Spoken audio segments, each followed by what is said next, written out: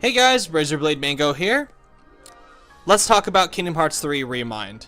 So, it's going to be a little tough to talk about it without talking about the ending to vanilla Kingdom Hearts 3. So, if you have not played Kingdom Hearts 3 yet, and don't want it to be spoiled for you, do not watch this video, because I'm going to go into specifics about what happens at the end of Kingdom Hearts 3, and mainly the last 3 to 4 hours of Kingdom Hearts 3. You're going to hear it on this video, so if you don't want that spoiled for you, please tune out now. It's going to be like this the whole video. So I give you a chance to escape. 1, 2, 3. Okay. So, Kingdom Hearts 3 Remind. This is basically the final mix of Kingdom Hearts 3. Whereas in the past, the final mix games have been made available as separate purchases where you had to buy the whole game all over again. Now, thankfully, we live in the 21st century where patches and things like DLC happen for better and for worse. And in this case, for better, because it would have been absurd, unless you're going to make something like Persona 5 Royal Edition. It's absurd to ask for another $60 again for Kingdom Hearts 3 just to add in this little bit of content in there. And you know, maybe that's not fair, because when I say little bit of content, there is a decent amount of content in Remind. But the question that I have seen being debated among the Kingdom Hearts communities on the internet is Remind worth $30?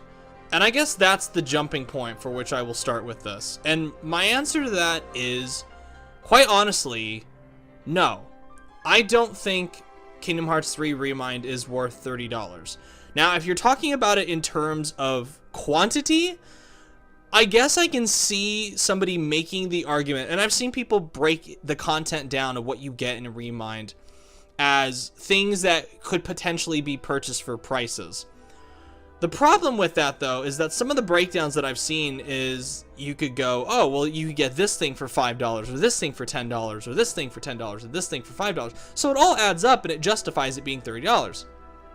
Well, basically the way it was broken down to me is that you're paying $5 for a boss fight, which I don't find that acceptable. Which I guess goes to show I'm of two minds about this DLC.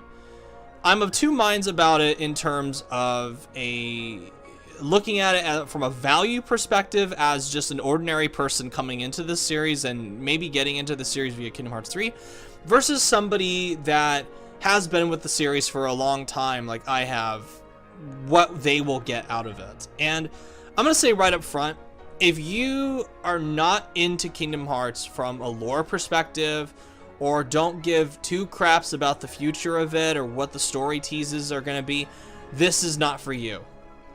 This DLC is not for you.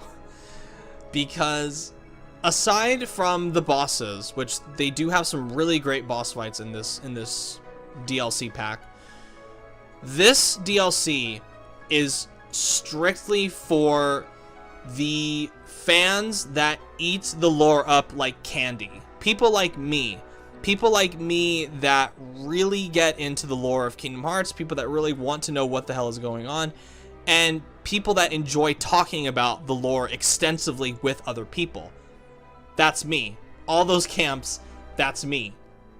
So, even coming from the perspective of somebody who this DLC was made for, I still don't think it's worth the $30. And I'm going to be honest in that case. I got some flack for thinking Kingdom Hearts 3 was really good, which, I mean, you know, say what you will, but I really liked Kingdom Hearts 3. I'm not going to apologize for that. I really liked Kingdom Hearts 3. Sorry. Sorry, not sorry. I really liked Kingdom Hearts 3. I borderline love it. But even myself coming into this, I look at Remind, and I spent a day. I spent like a day and an evening dedicating myself to it, playing through it. And I came away with very mixed feelings, especially about the Remind episode. Because the way this DLC is doled out is you get the Remind episode, which is basically filling in the gap of what happened to Sora between his defeat of him defeating Master Xehanort and him fading away at the end on Destiny Islands during the very last scene before the credits rolled. We're filling in the gaps there, which I think that should have been in the vanilla game to begin with. There are a lot of things in this DLC that I understand why they couldn't have put that in there, just for the sake of it being a pacing problems, and there are on top of already the pacing problems that were in Kingdom Hearts 3. So I understand it from that perspective, but there's little bits and pieces here and there in the Remind episode that I look at and I go, really? Why wasn't that in the main game? Stuff like the final fight with you teaming up with Kairi, which I think, come on, that should have been in the main game. I think little bits that you see extended sequences should have been in the main game as well. But things like a whole nother side to the finale of the game, that would have just derailed the pacing of it, because the sole focus in that game was Sora, Donald, and Goofy at the end. That's what I wanted to see, and that's what we got. I can't really complain about that, because what this DLC adds on is a completely different side of the story that happens in Kingdom Hearts 3 at the end. So if you want to see that stuff actually is really cool in Remind. The problem I have with Remind, and I'm talking about the specific Remind episode, because I keep getting sidetracked. And this is what happens when I talk about Kingdom Hearts 3. Kingdom Hearts in general, I start going in all different directions. So for this DLC, you have the Remind episode, which is the add-on stuff with Kairi, how Sora rescues Kairi. We get the Limit Cut episode, which is all the data battles with the Organization 13 members, which are really cool for the most part, and present the challenge that I was asking for when I made my everything that I don't like about Kingdom Hearts 3 video.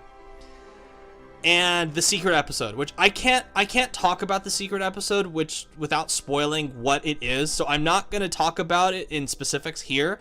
All I will say about the secret episode is that from everything that I've seen from the secret episode, I'm very excited for the future of this franchise, and I will get more into that in a later video, because I do want to talk about it with Richard again, and we do plan on doing something when we're ready.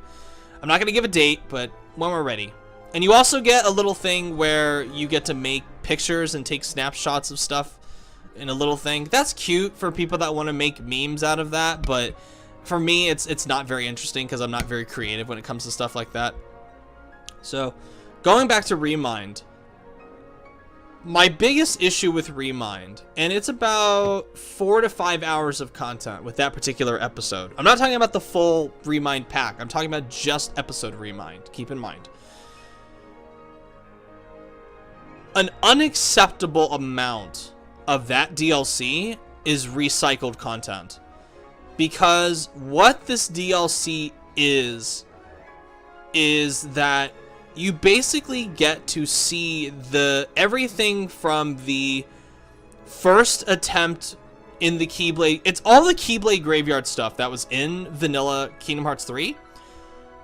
That has been literally like copied and pasted into Kingdom Hearts Remind, but with expanded scenes and different boss battles sometimes.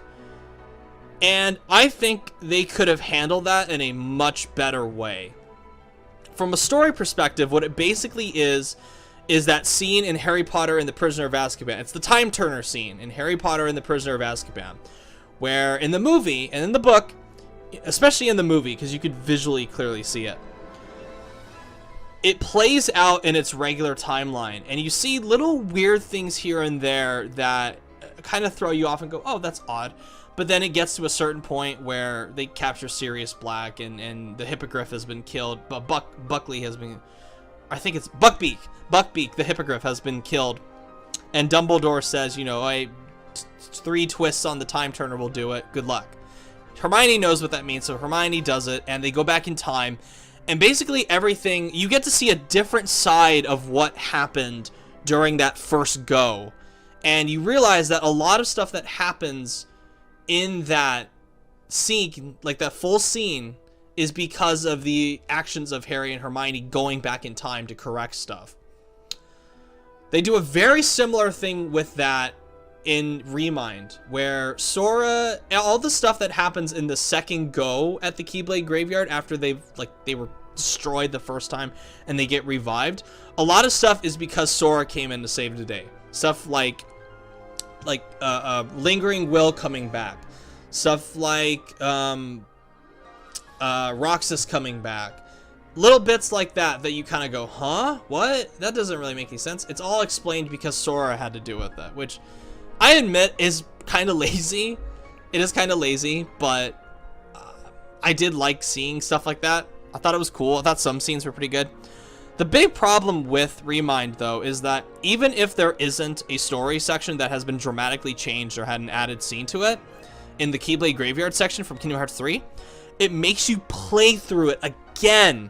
So you are basically playing the entire Keyblade section again, right down to going through the maze and fighting all 13 of them again, right down to all the returns and all that shit. And the annoying part is that while there are some scenes that have been changed a tad and have been expanded, some of the scenes have had no changes whatsoever. So for $30, you are basically paying to play sections of Kingdom Hearts 3 verbatim that you have already played. Stuff like when you fight Larzine, Marluxia, and Luxord, none of that has been changed. And if there are any changes to that scene, I didn't notice them. They were so minute and so subtle that I didn't notice, and they did not affect, they didn't change anything. You have to fight Dark Riku and Xigbar again. You have to fight Terranor and Venus again. You have to fight Sayax and Xemnas and Xion again, and it's like, okay, I get it. I get that you want to have people play as Aqua. I get that you want to have people play as Riku. I get you want to have people play as Roxas. It is boring. It is so boring for somebody like me who has played this game and finished it multiple times, to then again with this DLC where I'm being promised new content to then be told, hey, play the same shit over again. I go, what the fuck, Square Enix? What the fuck, Nomura? Are you serious? Are you seriously gonna make me play through this again? What they should have done is taken these scenarios and make them a part of the main menu. Say, hey, you can play this scene with this thing. You can play this scene with this character. That's how it should have been. They should not have made you have to play through the entire climax of Kingdom Hearts 3 again, just so you can see some scenes that don't really matter in the long run, or stuff that was blindingly obvious the first time you played. It's really shit in that particular case. But once the Keyblade Graveyard stuff ends, you get treated to, you know, explorable Scala Ed Kylum, which is one of the big selling points of this DLC, which Scala Ed Kylum was criminally underused in the Vanilla Kingdom Hearts 3, and they don't patch it in Vanilla Kingdom Hearts 3 to where you can explore it at your leisure like I was hoping they would. You have to play through Remind in order to access the explorable Scala Ad Kylum, and the whole time you're being told, you're like, oh, well, you got to do this, you got this objective, and it's just, Scala Ad Kylum is so great to explore. It's so much fun. It looks amazing. It's just the Kingdom Hearts art team just working their magic, just working on steroids, coming up with the cool stuff, the cool sights you can see in Scala Ad Kylum. But it sucks that not only is it just another area that they add, it's not bigger. I mean, it is bigger, but it's not like the full thing. It's just the first level of it that you get to explore, and some underground parts. But I wish there had been more of that and less of the Keyblade Graveyard stuff. That stuff was just a waste of time. That was a good hour and a half of just boredom, just sheer boredom. And you get some cool little bits here and there, but for the most part, having to go through the Keyblade Graveyard stuff again is so lazy. It's so unbelievably, unacceptably lazy for this DLC that's asking $30 from you. $30 you can get both the Witcher 3 expansion packs that don't have any like seriously recycled content in them, that are massive. Whereas this thing, you pay $30 and you get like a good chunk of the most hyped about episode is just like repeats of shit. It sucks. That whole part sucks. And also, the ending is really good. All of the stuff that when Sora is battling Xehanort and Scarlet Kylam, all the stuff that's happening to the group outside of Scarlet Kylam, we see that. We see what Riku and Mickey and Terra and Ventus and Aqua and Roxas and Shion and Axel, what they all go through, and it's so cool. It's just really cool. All of that is Nomura's gift for spectacle on full display. It is great. All that is so cool. And also, finally, after 17 years, 18 years getting to play as Kairi, that was pretty fun. It's short-lived. I wish we had more opportunities to play as her, preferably in vanilla Kingdom Hearts 3, but that little battle that we get makes me wish that we get a full game where we play as Kairi. I really hope we get that in the future, because getting to play as Kairi and getting to have her little like dual attacks with Sora was just awesome. It was just, as a longtime fan of the series, it was just so fucking sweet to see that. And that's really about it for Remind. It is basically Sora uses the time turner and goes back in time to help out his past self and his friends. That's basically how he rescues Kairi. Okay. Okay. And I guess I could talk a little bit about the Limit Cut episodes. So, Limit Cut, in my opinion, honestly has the more interesting story stuff. I'm not going to get into specifics again, but seeing that stuff, the cutscenes that precede Limit Cut, made me very excited, made me very happy. And then you get to the boss fights, which the boss fights are brutal. I'm only going to show footage from one boss fight just so I don't spoil the other ones, but fuck. These boss fights are tough, man. They will break you if you are not skillful enough. You could be at level 99 on easy and you'd still get your fucking ass whooped against these bosses. These guys aren't fucking around. It feels like Nomura just went, oh, you guys want challenge? Here you go, and he just cranked it up to 11 with these guys. It's nuts how fast and how powerful these bosses are. And similar with the secret boss, which I'm not going to show footage of the secret boss, but that guy is just a beast. He makes Sephiroth from Kingdom Hearts 2 look like a bitch by comparison.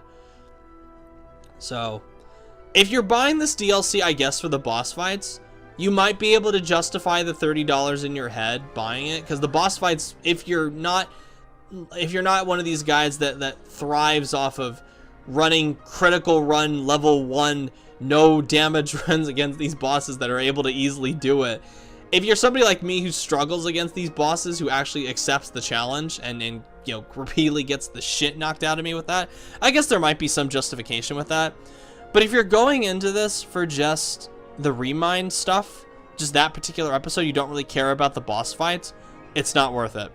I honestly don't think it's worth it. And this is, again, this is coming from a longtime Kingdom Hearts fan. It doesn't give me any pleasure to say that I don't think Remind is worth the $30. And I paid $40 for it. I paid $30 for the DLC and then $10 extra for that orchestra video, which that orchestra video is actually pretty fucking cool. But hopefully somebody is able to record it and throw it up on YouTube for free before Square Enix copyright claims it and removes it. So that's Kingdom Hearts 3 Remind. Is it worth $30? Not really, no. For a lot of the stuff in this that is worth the money, you could honestly just watch it on YouTube. And that's never a good sign when a DLC, the most interesting stuff about a DLC is stuff that you don't even need to play it. You can just watch it on YouTube and you'll probably get the same effect. So there you go. That's my thoughts on Remind. Anywho, thank you so much for watching, guys. If you like what you see, let me know what you think about Kingdom Hearts 3 Remind. And hopefully Richard and I will talk about Remind in spoiler terms, because there are a lot of interesting things to talk about with the DLC in terms of story stuff. So be on the lookout for that. All right. Thank you all for watching, and I will catch you guys later. Bye.